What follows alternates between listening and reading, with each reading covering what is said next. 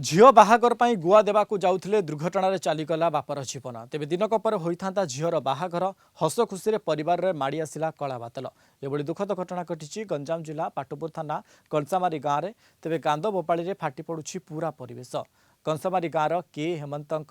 दोरा दुई झील गोटे पुओ ते बड़ झीर बाहागर हो सारी सान झीर बाहागर आसंता 20 तारिख होता जड़े बंधु घर को जाइथिबा बेले बाइक सह धक्का होइतिला आ गुरुतर अवस्था दिगपहंडी मेडिकल भर्ती करा जाइथिला तेबे सेठारे डाक्टर तांको मृत्यु घोषणा करछन्ते।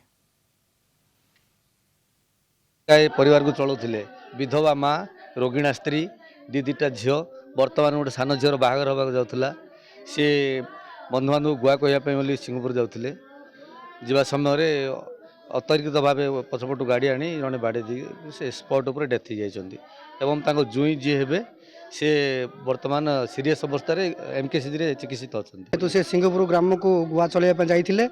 अपोजिट पटू बाइक आनी बाड़ेदेला बाड़ेदार से डेथ हो गले से बाकी साक्षी करी जहाँ झीटा पठाइबा जोगाड़ करते जेहेतु सी काले गले एवं से झीटा बहुत कष्ट घर परिवार कांदुंट से बाकी केमी सुझे किस करेंगे से कथा भगवान ही जानतु। संध्या टाइम रे से सिंहपुर जीवा समय सिंहपुर गुआ तलैया जीवा समय अन्य पटरू से पटरू गोटे बाइक आसी